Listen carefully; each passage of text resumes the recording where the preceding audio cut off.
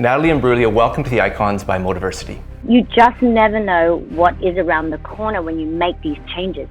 We all get so scared to make a change. And beautiful things happen when you liberate yourself to let go of everything and go, well, I'll just quit music. It still found its way back to me. And I'm sitting here now with this album that's like the best work I've ever done, that I'm so incredibly proud of. I don't care what anyone thinks. I would never have thought I could be sat here now confidently with this body of work. No way. On the soundtrack of people's life, it's fair to say that for a lot of people around the world, Natalie Imbruglia has a song that is locked in. In the late 90s, her mega hit Torn and her album Left of the Middle took the world by storm. I don't care, I have no luck. It won countless awards, it broke records, it was sung on every road trip for about a decade, and it made Natalie Imbruglia's name and face known around the world. That song and album alone are iconic. But to me, this is where Natalie gets even more impressive, because she's a trailblazer. Listen to this. Before music, at the age of 16, she starred in a soap opera.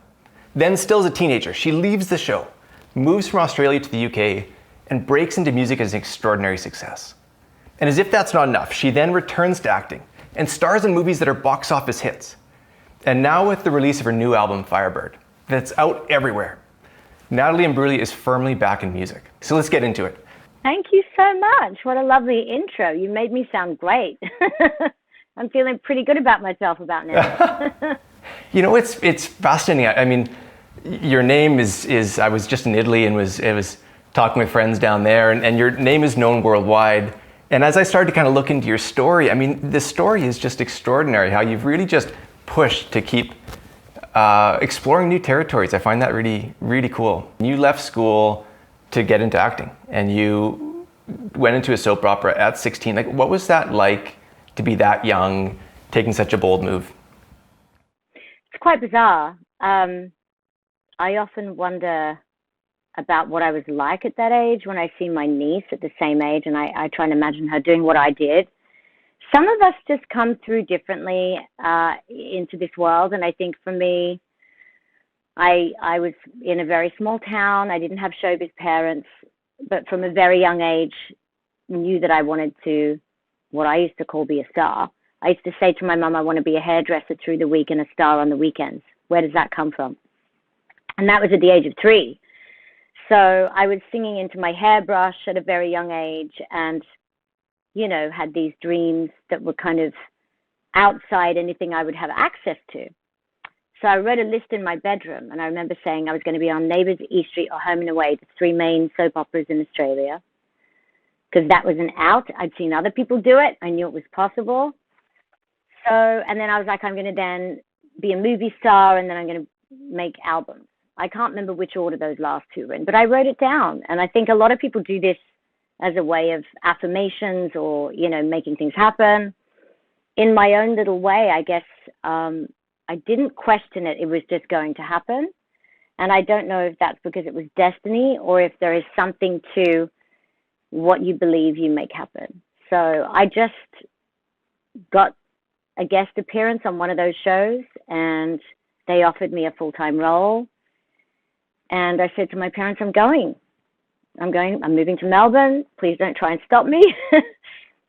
So basically I was a nightmare child for my parents, who were probably terrified, and both had jobs and were busy and, you know, would not be able to drop everything and come and take care of me in Melbourne. And I was like, I got this, you know. No fear? No fear. No fear. I didn't know how to pay the phone bill. I had to ring my mom. I was like, how do these things come in? I'm not quite sure. So obviously there were practical things. I didn't know how to sign on and off to get paid at Neighbours, and I just didn't do it for like 2 weeks, and someone was like, you have to put I was like, okay.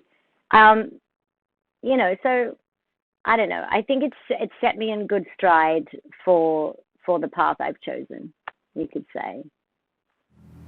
I think there is something about that power of belief. I really do. But I think where a lot of people get stuck is the action of it. So you're on Neighbours, this soap opera in Australia, for 2 years, still a teenager, and then you leave the show to move to the UK. Still fearless for you? Like, still, this is just the path for me? What had happened was I'd actually tried to record some demos in Melbourne, but I was recording songs like Diamond in the Rough by Sean Colvin, and I'm like 16 and a half, and they want me to do dance music, and I'm like, I think I'm just too young to be taken seriously. But because you're a dancer, sorry, I don't mean to interrupt, but you're a dancer as well, or had been. I was a trained dancer. I danced from the age of 3 till the age of 16. So I was, one exam away from being a qualified dance teacher. And I was in a professional dance troupe in Sydney, so I used to get paid to do performances as well. So, yeah, I was dancing, outside of school, performing and everything. So I was what you'd call a stage school kid. I also did lessons with Joe Andre, who was a singer from the Conservatorium of Music on the Gold Coast. But, all very amateur kind of performing of arts outside of school. But a performer, and then so leaving leaving Australia, going to the UK. What was that like? Well, that was actually because I basically was trying to move into music in Melbourne, and then I realized the kind of music I wanted to sing, I was too young to do. I didn't think I was, but clearly that was the reaction I was getting. And I probably was too young to be singing Sean Colvin songs. But I went to England to do pantomime, which is what Australian soap stars do. They go and do a pantomime, make some money, and come back to be actors in Australia. So it's a way of like funding being an out-of-work actor. And that's what took me to the UK in the first place. And I did this pantomime. I played Snow White in Canterbury. And then I just saw this whole other world. And, for an Australian who's, going to Europe and seeing, I was like, wow, there's this whole world out there. So I think that's what enticed me. And I just thought, I've got to move to the UK. That was a motivation. And then I got there and I was very famous because Neighbours was 2 years behind. So I had a bit of time, so I was getting paid to do appearances and I was trying to get acting work and I couldn't get a job. So I went there with opportunity, and the opportunities dwindled and the money ran out. And that was a scary time. And that's when I started songwriting. So many of our audience members, one of the questions we get all the time is just, how do you get started? What would be your advice to someone who's in that spot? Maybe the small opportunity didn't work out, unsure about themselves. What's your advice to them getting started?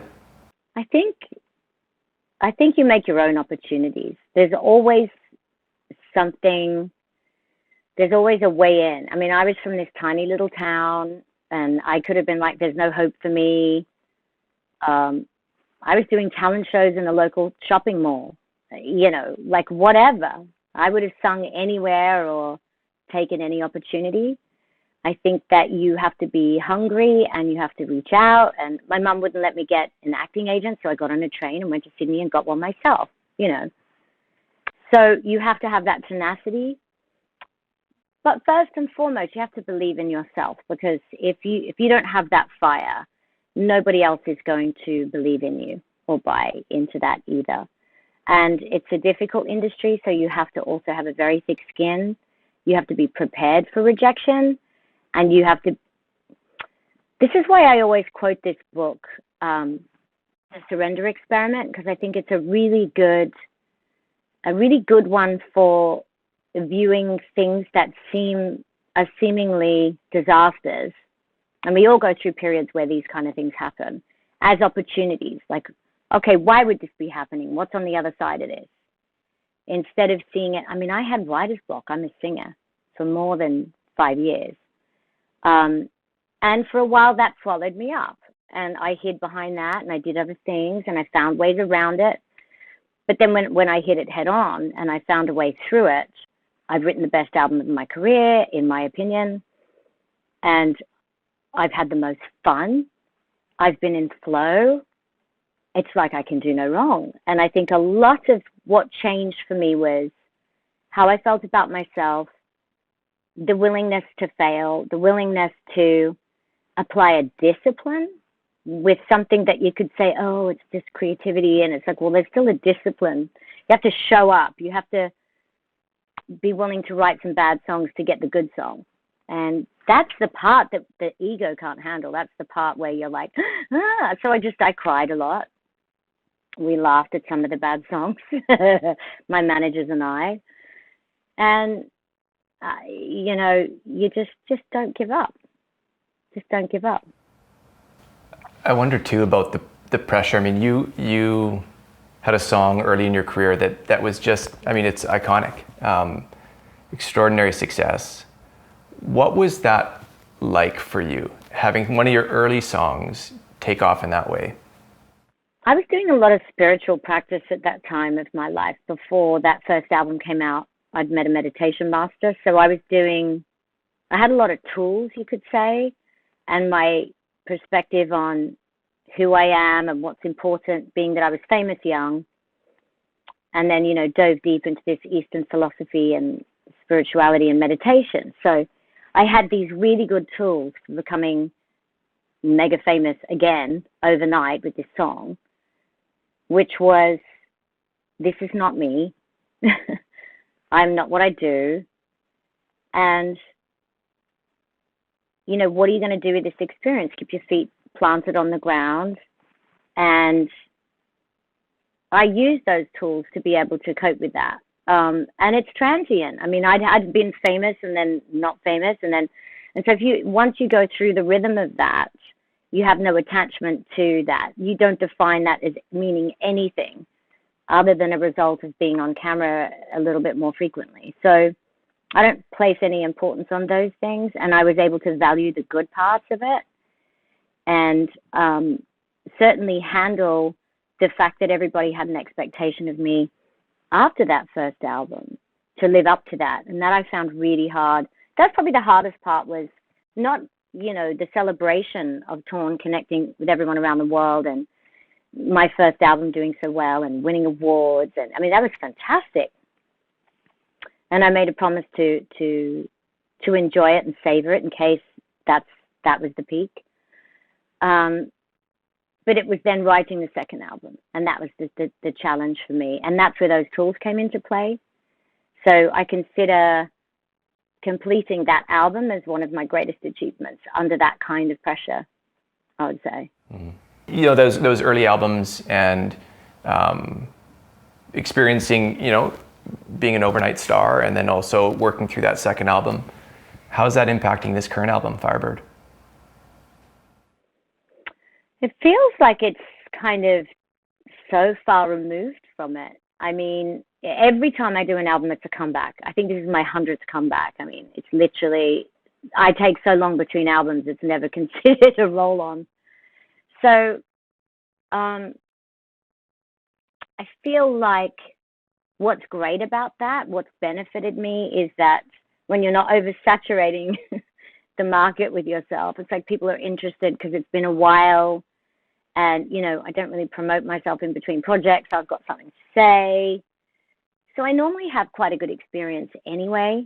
There was one album that got shelved and didn't get a proper release, and that's when my writer's block kicked in. But apart from that, I would say I think songwriting for that many years, there's a spontaneous wisdom that comes with trusting yourself. So when I go to a writing session, I don't turn up with homework with like notes and song titles, and, you know, because I trust the process and it comes out of the ether. And what I do is I get into the energy of the person I'm working with and chat to them, get to know them, and have them get into my head. And the song usually just flies in when you do it that way, instead of like trying to fit a poem you wrote last night into this new environment that doesn't work over those chords, and it gets clunky. And I think I have more fun. I trust myself more. And just years and years of practice of doing something repetitively, I can say that I'm getting better at it. I mean, I'm not a music expert by any means, but listened to the album and found myself, like, especially through the start of it, it feels really happy. It feels happy and energetic and and also connective as it kind of gets through into that kind of middle section through the end. It feels like one of your gifts is really connecting with people who listen to your work. So that's what came across to me. But take that with a grain of salt, as I said. Certainly not a music expert. Well, I'm not a musician. I don't play an instrument. So for me, I see myself more as a director. It's like being a director. So my gift is being a communicator. So I feel like there's the tone of my voice and how I communicate how I'm feeling is what lands. And I've had to learn that that's my gift and that's valid. Like it doesn't need to be this or that or the best songwriter, or I can't sing fancy licks with my voice. Like it just doesn't do it. It's quite a basic, simple voice. But once I got comfortable with what my unique gift is, it made everything so much better because I wasn't trying to be something that I'm not, you know? So I just feel like I have a really good time walking into a writing session now because the confidence grows over time. And I talk more in pictures and stories, and that's not how I'd say it, or, I don't feel like there's that emotional payoff yet. We have to keep going. Verse 2 doesn't make sense. So I'm always trying to make sure that that the listener is going to get that feeling. That's what I'm going for, where that emotional point lands, and then they, don't feel so alone, or they can relate to it. So that's usually what I'm going for, more than anything. Yeah. And I feel like that raw emotion, it does come through. I want to get the quote right, just because you've been quite open about some of the periods you went through where you were working through different emotions. And I think it was during that time where you were putting out hit movies and hit albums, and you said during that period, for a part, I was successful, rich, and terribly unhappy. Can you tell us about the emotion you were feeling when you would have said a quote like that? I can't even remember when I said that, but I think it's true to say there have been the periods of my life where I've been the most successful and I've had more money than I have now, and I have been unhappy. I think something I've learned is the more you have doesn't mean, the happier you are, or it just more things mean more problems and more things to manage.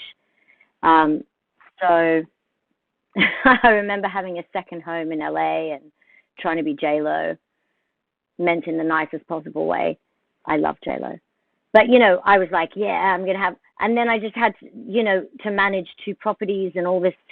I was like, what am I doing? I can't afford to be doing this. But it's easy to sit there and kind of tell somebody else about that when they haven't had the chance to experience that. All I know is that because I've been blessed to have some of those opportunities, the gift of that is I don't need those things. And living simply, there's a lot to be said for it. There's a lot to be said for it because it frees up a lot of space to do things that do make you happy. When I was looking into your story, the word that kind of kept coming back to me was fearless. Like it felt like you, every time things were working well, you were willing to move on to the next thing. So from the outside perspective, that's the impression I'm getting. But then you also talk about having writer's block and running into real roadblocks with confidence creatively. What were you experiencing during that time? That was really hard. And I think it was because I got dropped by a label, an album got shelved, and I never really understood why, or it was never explained to me. Sometimes you just think the universe is trying to tell you something. You're working really hard and it's just not working. It's just not working. So it's not about quitting. It's about realizing that you don't know. It's okay to not know. And it's okay to need some time out. It's okay that I went to Currumbin Creek in the Gold Coast of Australia and stand-up paddled, and that was my healing, and that was my, what do I need to do to take care of myself? And then sometimes, there's a flow happening, and whether it's to do with you or outside forces where things are just easy, like this Firebird album, the process of it feels easy, but if I look back, there were all these things that fell into place, for that to happen, choices that I made, struggles that I went through, decisions I had to make about roads less traveled. And then there was flow. So which one is it? I think it's just an interesting topic as, what comes first, I do know. I think this is the the mental kind of tension or struggle that people get into where, it feels like this is right, but right's not working yet. And then what do I do? Did I choose the wrong right? Do I need to change? What's the answer there? And there's probably all sorts of chatter from other people, and you're in this space where you're trying to believe in your heart, but you're also trying to listen to your head, and you're listening to other people, and it's really hard to stay the course. And you also spoke a little about just the discipline of recognizing that there's a discipline to work through this stuff. What did your day actually look like when you were trying to work through from the lowest moments? What was the discipline to help you build back that creative confidence? Just the act of scheduling things in that you have to show up for. I tried a lot of different kinds of things to get myself able to walk into the room. Mine was that bad. I tried a lot of different modalities just to kind of not be terrified to kind of turn up to a writing session. All of which were tools to just kind of trick my brain and get myself in the room. But more than anything, I think going to Nashville and booking 10 days straight songwriting, which is like 2 sessions a day, hardcore. And I'd written in Nashville on my first album. In fact, the song Smoke was written under a tree with a guy called Matt Brondley in Nashville. So I was aware of the intensity of songwriting there. And I just had this intuitive feeling that if I went there, it was going to help me overcome my writer's block. And that's what I did. So I just songwrote, with a bunch of people some that I'd met before, some I was meeting for the first time. And it was hard because at the beginning of that, I was just going along with everyone else's ideas and going, yeah, that sounds great. And it's nothing I would say, wasn't me. And then I'd wonder why I didn't like the song, or I'd be crying. I'm like, oh, this is so not me. But finishing off the day, not speaking up. So a lot of it was also learning, if I don't have the courage to say, well, I wouldn't actually say that. That's not who I am. Then I'm not going to be happy with the songs because they're trying to help me. And if there's no me in the room, then how are they going to help me write the song? So I think some of what I learned was the courage to just take control of the narrative and shut things down if it doesn't feel like it's me. And that's okay. That doesn't mean, you don't want to offend people. And in a creative room, you have to be really careful. But my experience has been that collaborators love it if you're like, that's not me. So what is you? And you're like, that's me. And that's a really helpful, useful thing in a writing session. So it's welcome. I guess I'd just forgotten how to do it. I think it's going to be really helpful for a lot of our listeners to hear that you worked through confidence challenges. And if you could speak directly to somebody who's struggling with their confidence, what would you say to them? I would say you're not the thoughts in your head. They're just thoughts. You can make up new ones. The mind, do something with your hands, go outside, walk, exercise. The thing is, the mind's nature is to turn in on itself. And if you just let it run away with itself, it'll drive you mad. So this is a work in progress. This is not something you just overcome. You have to find tools, whether it's meditation, whether it's, writing down negative thought patterns and creating more positive ones, like whatever you need to do to recognize you're just spiraling. And we do it all the time, and it is a practice. And so I have to even catch myself being really negative about things. And it also depends on how you were brought up. Were you a glass half empty family? Were you a glass half full family? Like, what's your coping strategies in life? Do you catastrophize? Like my mother did that. So I have to fight against going, oh my God, it's going to be a disaster. So I also got my discipline from my mother though. So there was a lot of good that I got from the strength of my mom. But, it's just finding ways to work with the mind. The mind can be a great help if you can figure out ways to stop it taking over. The idea of you being a trailblazer and really like pushing into new fields, doing things maybe a bit differently. What's been the good and the hard that's come with that approach?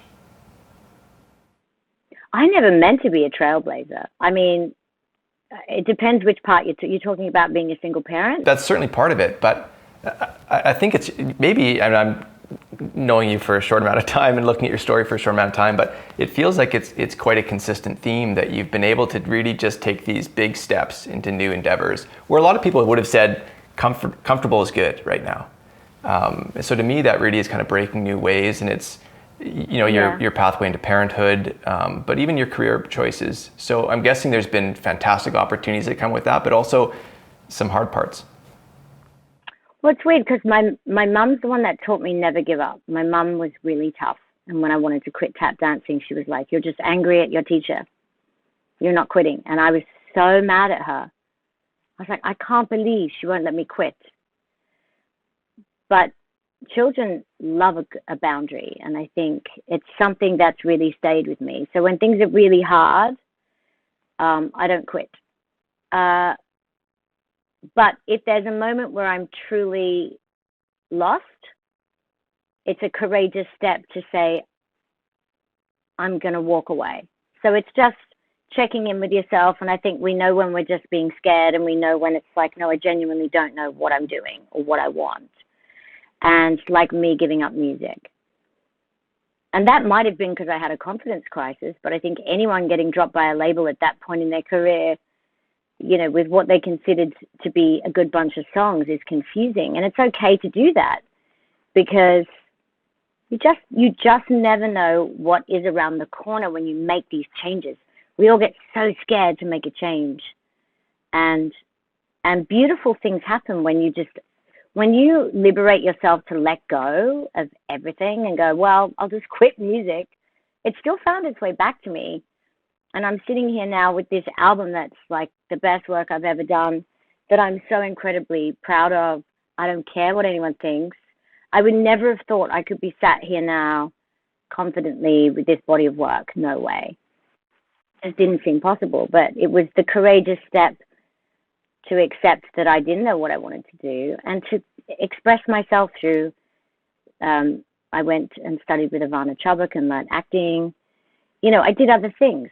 And I gave back, and I was a judge on X Factor to these young 3 girls that have a career now. And like, you know, it's okay. And it's okay to have periods where you're just living. You know, I think we're in a world where it's like, do, create. And it's like, well, not everybody is built that way. Some of us move a bit slower. We're a bit more fragile. We need time, you know, to just kind of, life can be tough. So I don't think there's one mold for one person, and you've got to be okay. I mean, I'm clearly a turtle when it comes to, you know, there's a lot of years between albums, but turtles win the race. So, you know, it's not about the amount that you do. It's just about the care that you take with what you do, I think.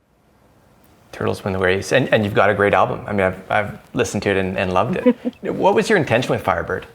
I didn't have a genre, a style of music. I just knew that I had stories I needed to tell, and each song is its own universe.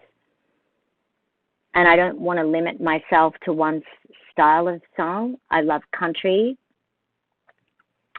When you love too much, you know, I like the vibe of Dive to the Deep. Then there's so many different kinds of songs. You've got Maybe It's Great with Albert Hammond Jr., Nothing Missing, a bit more rocky. I mean, the songs are so varied. So I didn't want to limit myself to that. So for me, it was just telling the truth. And the story was the start of it.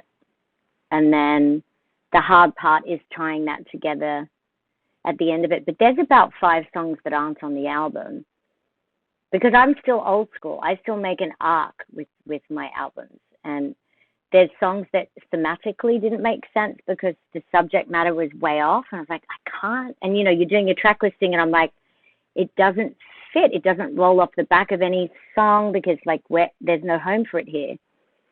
And I love that side of it. To me, that's like,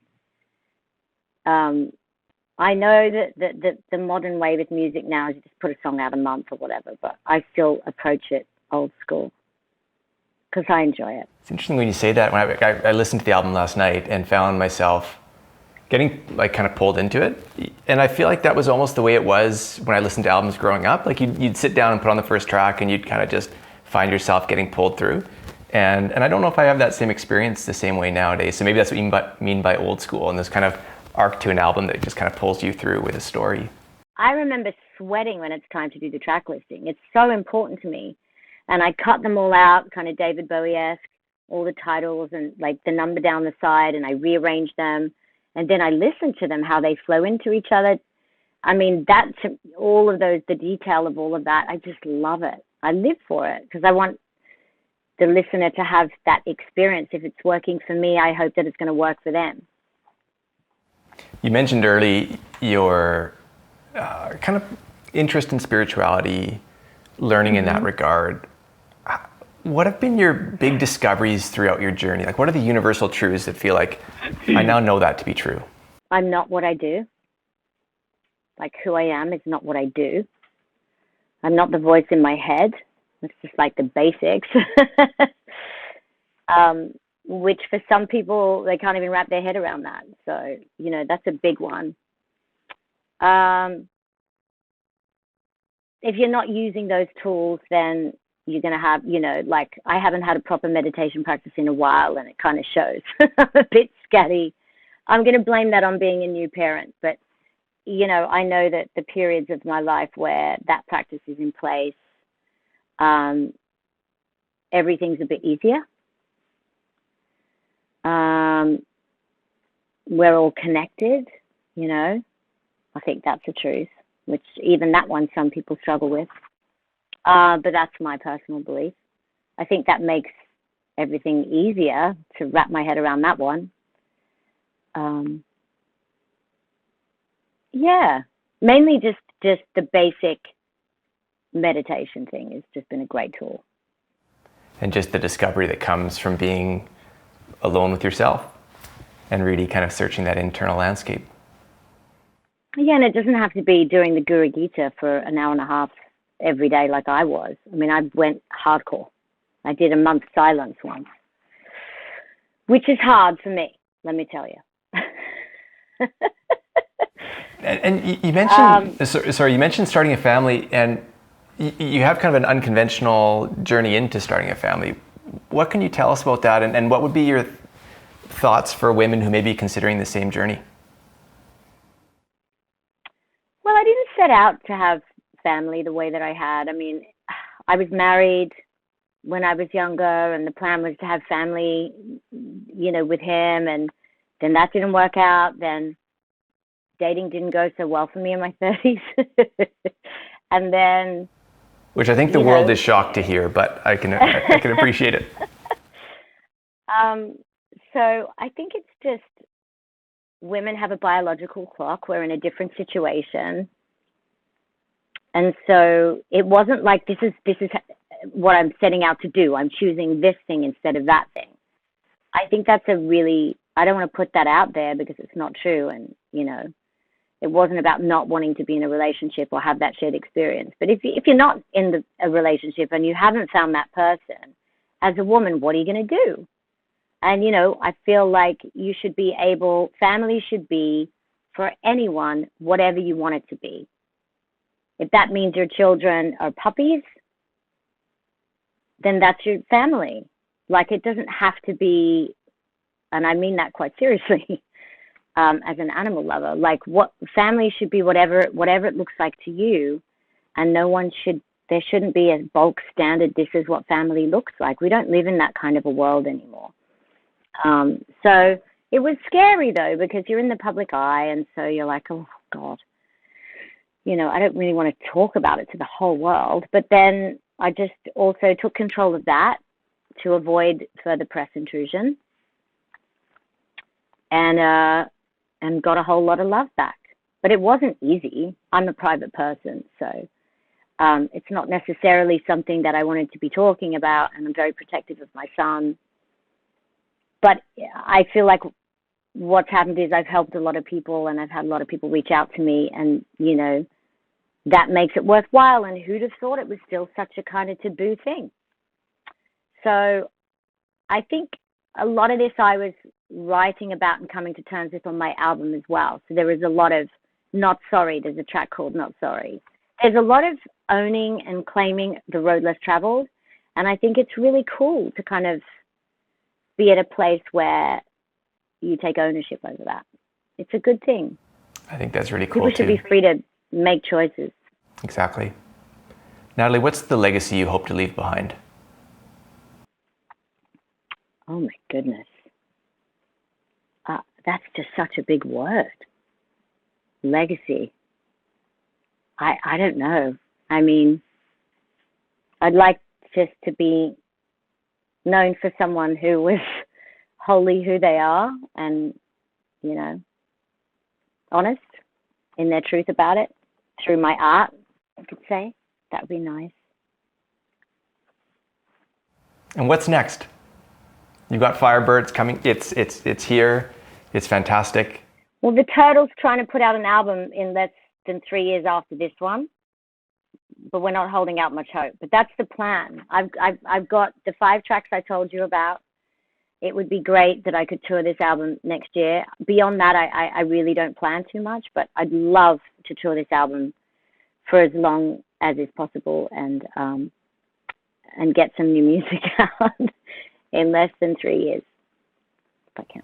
Hopefully we can convince you to come to Canada. Oh my gosh, I would love. Canada's great. I've spent time in Canada. It's been an absolute pleasure.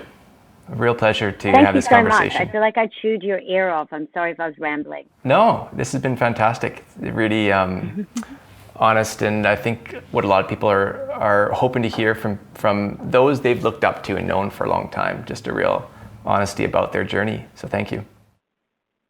Thank you. I enjoyed it.